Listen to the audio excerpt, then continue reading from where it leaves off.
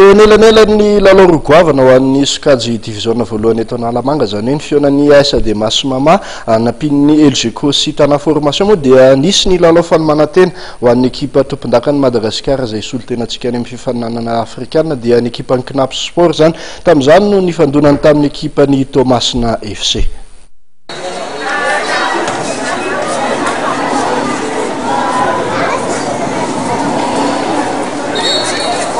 Tamin'isa efatra ny roa no nivoahan'ny ekipan'ny Knaps Sport Pandosy nanoloanan'ny ekipan'ny Tomasina FC itolakandro io tetsy amin'ny kianjan'ny Mamasina. Lalao izay tafiditra indrindra amin'ny fanomanantenan'ny ekipa tompon-dakany Madagasikara amin'ny lalao afrikanina ataony. Niezaka nanodina sy nampilalao ireo mpilalao ao aminy ekipan'ny Knaps Sport amin'ity fionana ity.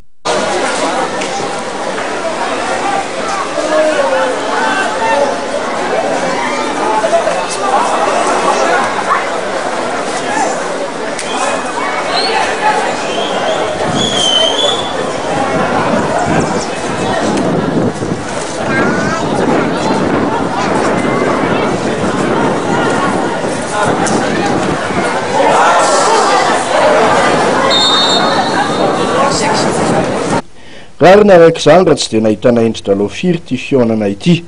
Tezakilan'izay dia nanohitra hatramin'ny farany ny ekipan'ny Tomasina FC. Nisy fotoana mihitsy aza nisehan'ny fifandonana mafy teny ambony kianja. Vokatr'izay dia mpilalao maromaro tao amin'ny ekipan'ny Herbe no naratra.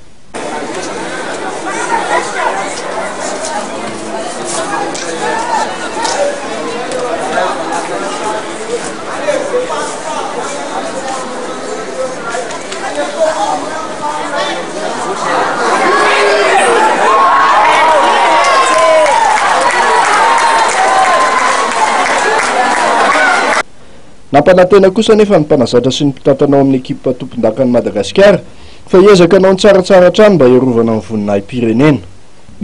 Taorian'ity lalao ity dia samy notoloran'ny Federasiona Malagasy ny taranja baolina kitra. Baolina miisa 10 aby ny ekipan'ny Knaps Sport sy ny LGK Plus mba hoentina manomana ny fifaninanana afrikanina izay soloan'ny tenan'ny Malagasy.